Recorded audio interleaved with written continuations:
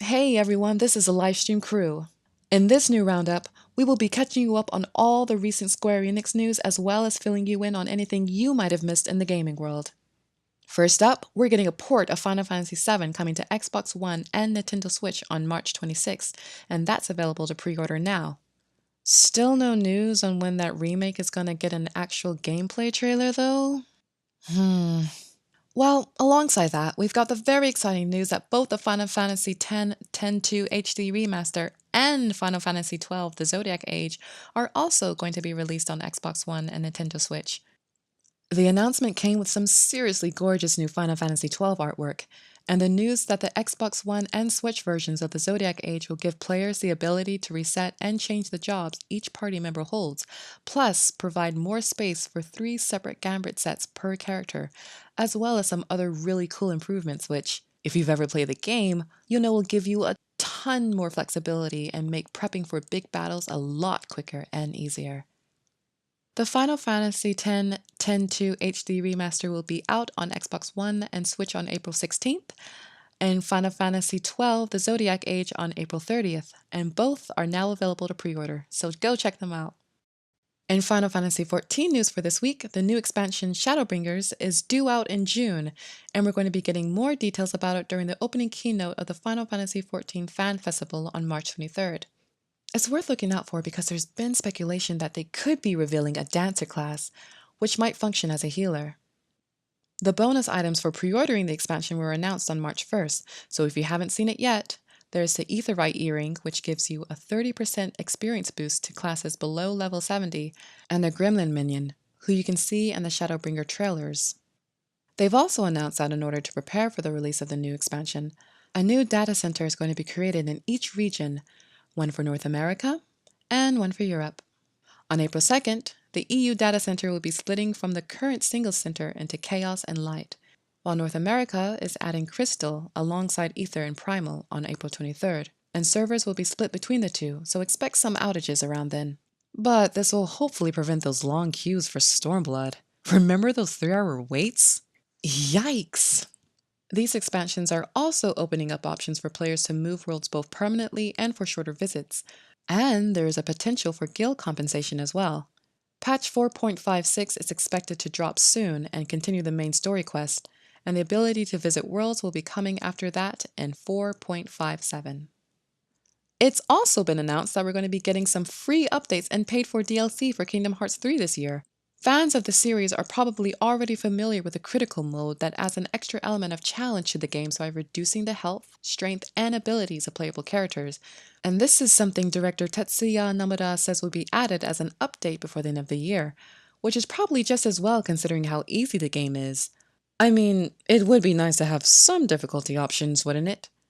Critical mode is normally added as part of the final mix version of the Kingdom Hearts games, but Nomura expressed his desire to add more content bit by bit to the main game by way of DLC, instead of bringing out a final version of the game in a few years, similar to the way Final Fantasy XV was handled after it's released.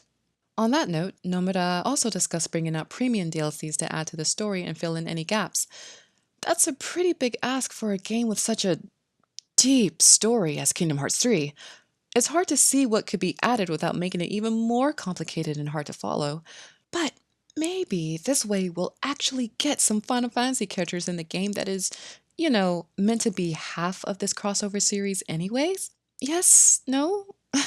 What Kingdom Hearts 3 storylines would you like to see expanded or Final Fantasy characters brought back? Let us know in the comments below. Not only is Dissidia and T coming to PC on Steam, but they're also going to be releasing a free version on both PS4 and PC, both on March 12th. The free version allows players to battle against owners of the full game and also comes with a weekly rotation of characters and the option to buy more characters and weapons. Because of course, nothing is ever free. We know you've been missing Final Fantasy VIII from all the recent news of HD remasters, but worry no more as it's getting its own turn in the spotlight for smartphones and PC RPG, Mobius Final Fantasy. Yay! As the final part of the Sleeping Lion collaboration to celebrate Final Fantasy VIII turning 20. The collaboration has been running since December, but Squall and Ultimecia appeared in full HD glory on March 1st in Japan.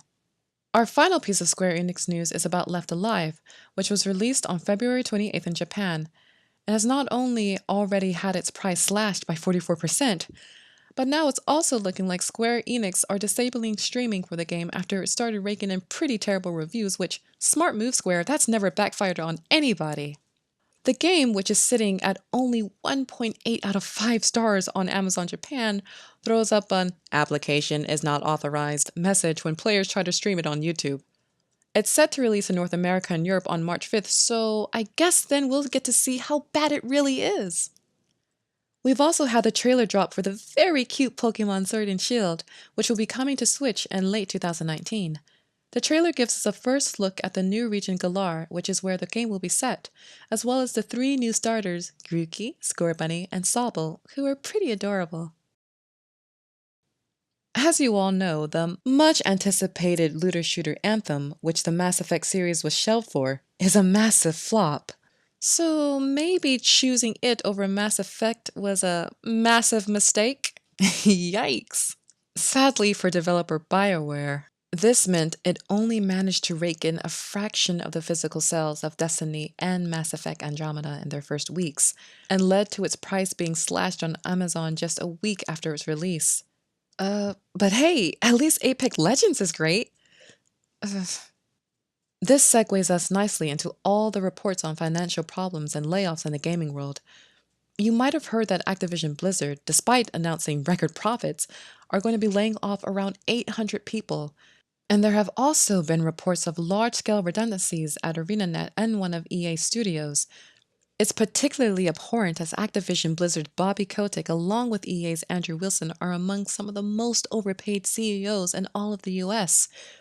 And while we're on the subject of greed, Dead or Alive 6, a $60 fighting game, announced a $93 season pass. That's right, almost double the cost of the game, and it might not even include all the DLC. And really only gives you 62 new costumes and 2 new fighters, which is really not very much for almost $100. Does anyone want nude skins that badly? Oh, but fear not. The US Federal Trade Commission are planning to hold a workshop to look into loot boxes later this year.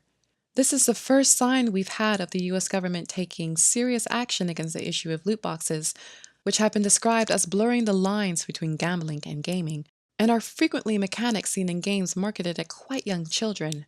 If the US government sets a precedent and creates a law specifically aimed at loot boxes, we may be seeing a lot more backlash for things like the microtransactions in Square Enix's Deus Ex Mankind Divided. Other studios making a mess of things were THQ Nordic, who bought Deep Silver, the company who made Metro Exodus, holding a brief AMA on 8chan. And yes, that went over about as well as you'd expect, and they had to apologize on Twitter, stating they did not condone child porn and white supremacy. Good to know. But we all know you only accidentally stumble onto 8chan the same way you accidentally stumble into a Nazi rally. In other news, we've got news of a new hero, Baptiste, coming to Overwatch soon in a very snazzy origin story video. But I heard that Chinese players have been getting permanently banned for discussing Winnie the Pooh in the chat, as he's used to reference Chinese President Xi Jinping in memes. Ah, 原谅我们. Please don't ban us. And finally, Cyberpunk 2077 will be at E3 this year. I know! Someone actually wants to be at E3. And that's everything. Hey, thanks for watching. We'll be back soon to catch you up again. But if you're hankering in the meantime, you can always head over to our forums, link in the description, where we discuss everything as and when it happens. Don't forget to subscribe and leave a comment below telling us your thoughts.